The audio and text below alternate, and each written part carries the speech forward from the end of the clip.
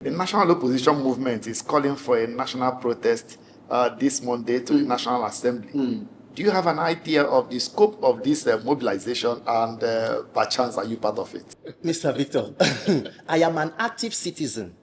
And this action look, our collective silence and docility is what has enabled Akpabio to convert the National Assembly to what it has become.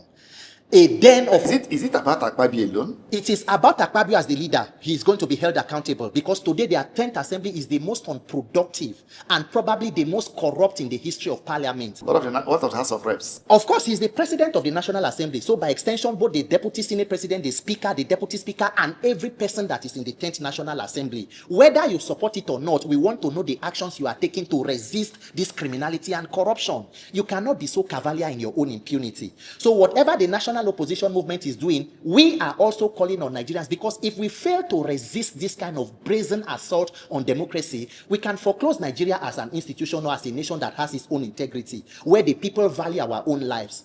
Imagine the criminality that took place in 2023 being consolidated on in 2027. Imagine this level of brazen corruption going on, where we are looking for more than 128 billion from the Ministry of Power, more than 210 trillion from the NNPC, yet the president, Tinubu, who is supposed to be helping to fight corruption, wrote off the debt of the same NNPC that is under active investigation in the National Assembly. And guess what? The chairman of that committee, who is supposed to be an opposition lawmaker, Senator Wadada Ahmed from Nasarawa West, has allegedly defected to the APC, but his defection has not been read on the floor of the Senate because they do not want to hand over the chairmanship of that committee, because he has interest in running for Nasarawa State Governor. Look at what is going on, and Nigerians are condoning it. More than 200 or more than 150 persons were killed in Kwara State how many days ago? It is not breaking news. It is not headline news. The president will not even acknowledge it because it does not involve Anthony Joshua, who is a British citizen. What a shame of a country. Nigeria today exists so that other countries can learn how not to govern their countries. Akpabio has one job. It is to ensure that they crown Tinubu, whether by hook or by crook, to impose an incompetent and incapacitated leader on Nigerians even without an election. Tinubu knows that he does not have any pathway to victory. He may not even campaign across the 36 states. He may not even campaign. So what they need is to legitimize a rigging machine. If we do not resist it, we are done for. Because I have no other country. As a young person, I must live and thrive in Nigeria, and it must work in my lifetime. What will be the role of the movement besides just organizing an electoral reform protest? And perchance, do you have an inkling as to those behind this national opposition movement? I mean, national opposition movement should be the people's opposition. I want Nigeria's conversation to move away from political figures as opposition to we, the more than 200 million victims of dysfunctional leadership. The persons who are opposition lawmakers or opposition politicians who are running for office today, sir, what do they have to lose if they do not become president? Let us take a sample of them. Alhaji Atiku Abubakar, Peter Obi, a former vice president, a former governor, Amici, a former governor. So they need to do what they need to do. Because unfortunately, Nigeria has not even seen the kind of opposition that the APC mounted in 2014. If it were under a Jonathan government, imagine what Lai Mohammed would be doing now. Imagine where Tinubu and all of them, Odige Oyegun and all of them, where they will be at this point. They will hold Jonathan by the jugular. So we have completely allowed them, and it is almost Nigeria is like a country that has been taken hostage. And instead of the hostages to wake up and fight for our lives, we are cooperating with our kidnappers and hostage takers. God forbid that I'll be part of that kind of system. So as it is today, the entire opposition movement, beyond electoral reform, must mobilize for 2027. Because at the heart of this matter is to ensure that there is voter apathy. Everything you are seeing is a deliberate attempt to ensure that Nigerians do not come out to vote. They do not believe in the system. Because remember 2023, benefit of hindsight. More than 93 million registered to vote. 87 million collected PVCs. Less than 30 million came out for election. Tinubu is seated in Aso Rock with less than 9 million votes. In a country of more than 200 million people, a person has a mandate of less than 9 million. If you write an exam and get less than 50%, are you supposed to be promoted? Is that how it works? Nigeria's democracy is a charade. So beyond that, we must fight against this apathy that they want to deliberately build, so that people will say, they don't rig them, it cannot be free and fair, let us sit. No, we must use this as an anger to mobilize ourselves. If we come out to vote in millions, they cannot rig. Tinubu and his APC minions will be sent home where they belong and let Nigeria move forward. As we say in local parlance, see finish. Yes. If the Senate decides to be stubborn and kill the aspirations of Nigerians for a transparent electoral process and democracy, what will the opposition movement and Nigerians do? And I will respond by telling you that if they stole your mandate in 2023 or they stole your mandate for the first time, shame on them. If you let them steal it a second time, shame on you. How many are the persons who are in the National Assembly who will decide to see us finish? The Senate has 109. The National Assembly, the reps has 360. Let us calculate the 31 APC governors who are standing on the mandate which they shall collapse. Calculate the ministers and all of them. How many persons are holding Nigeria hostage? So Nigerians must come to a position where we ask ourselves, the power of the people and the criminals in power, who is greater? What exactly should be the position of the people? For how long are we ready to condone this level of suffering and inhumanity? Where people will die and it has become normal statistics. Every problem you are talking about in Nigeria today has been there before. If you do nothing about changing leadership, the people who caused those troubles are preparing to come back. So we must hold them at that point. Elections have consequences, and that is what we are dealing with. One president flippantly said, subsidy regime is gone. Till today, he has not accounted for 1 kobo he took out from subsidy. Yet he wants to tax people. This is a tax master administration where you only continue to take from people. We make sacrifices. We are the subsidy for the lives of the rich. And that is why you can have people like Oshomole, who started as NLC president, who, according to himself, was the son of a farmer. Today, farmer picking, poor man picking, they private jet, they massage. I'm sure maybe he even works in a spa.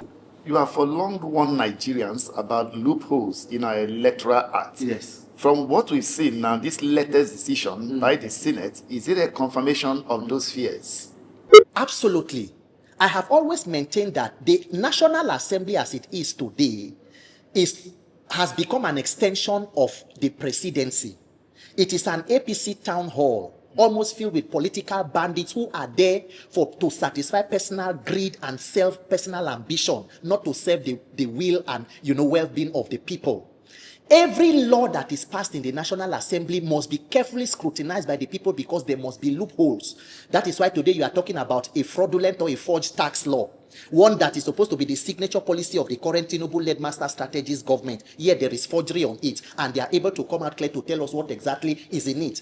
The same National Assembly where more than 200 trillion allegedly missing from NNPC till today have not been able to investigate to find out where did the monies go to. Money that is more than the entire debt of the country.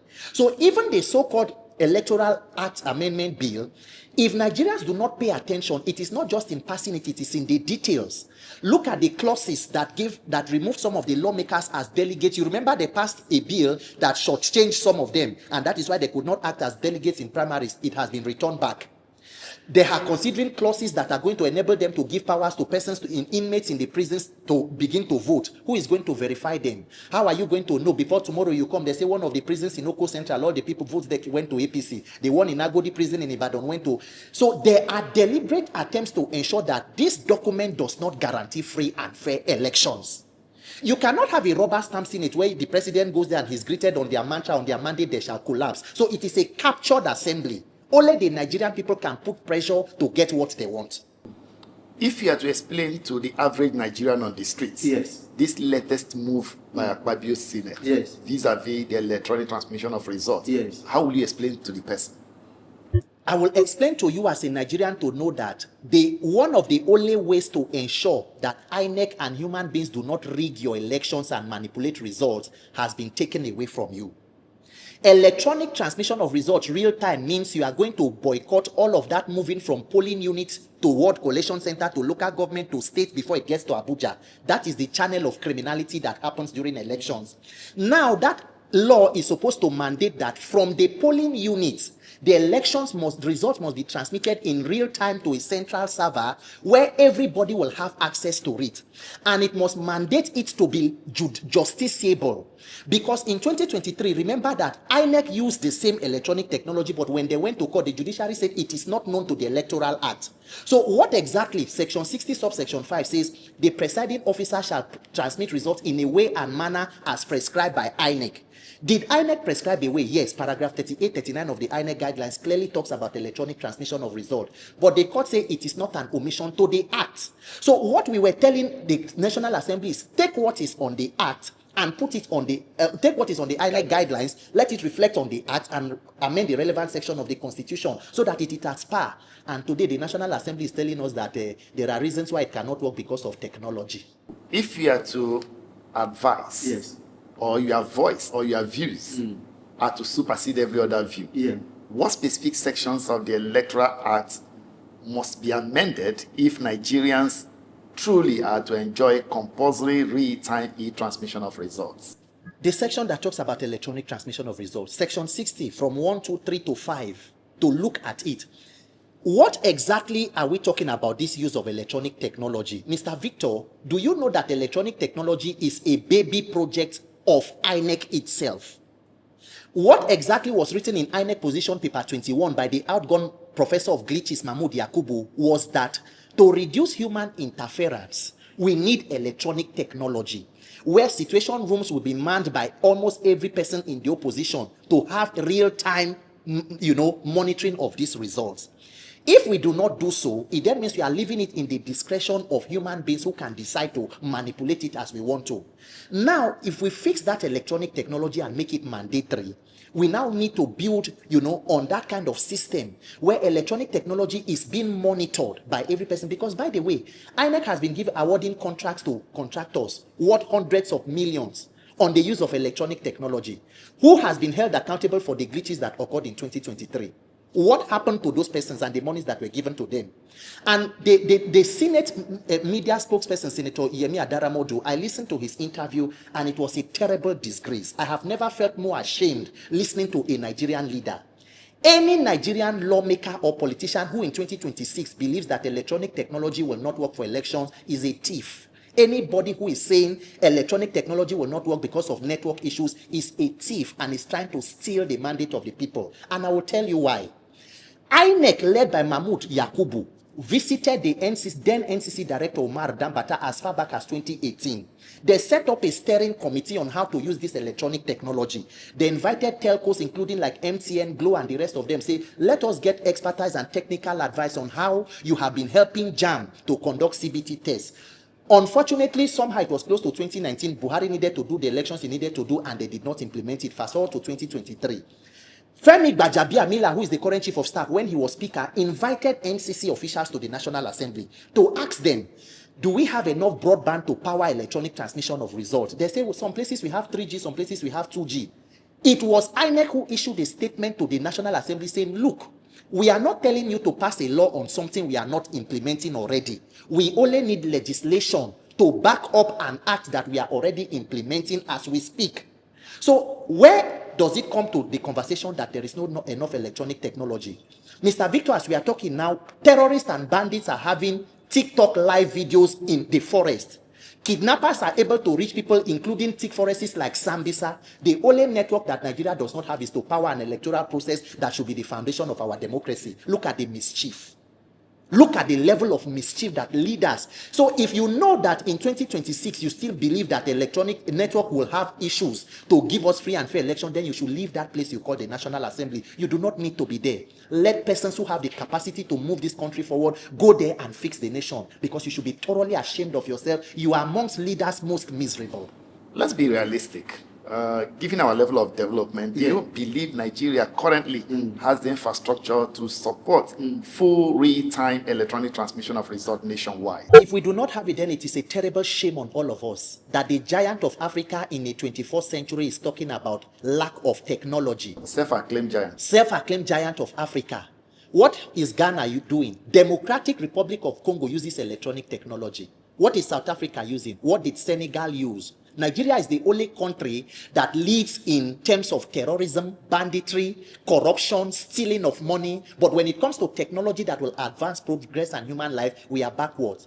India has a population of over 1 billion people. Their registered voters are more than 300 million, almost more than the entire population of Nigeria. They do not only do electronic transmission, they do electronic voting in India. So we are not even inventing the technology. We are to adopt existing technology. How do banks move money every day and it is not affected without hacking? How do the account numbers and everything of politicians have never been hacked? What does not work in Nigeria is what politicians do not want to work. There is maximum technology. Even the so-called beavers machine have become equipments of criminality. We can use immovable electronic devices. We can collapse all our elections to one day. Everything, models have been put forward and presented to the National Assembly. They know it is high-level mischief because, see, Mr. Victor, Sir, if Nigerians have free and fair elections, we are draining the swamp. More than 80 to 90% of the persons who are there will go on compulsory extinction and retirement from politics. So they know that that is the only leverage Nigerians have. That is why they will pretend we are fixing coastal highway. You are spending 15 trillion. We don't need a quarter of that to be able to fix technology for elections.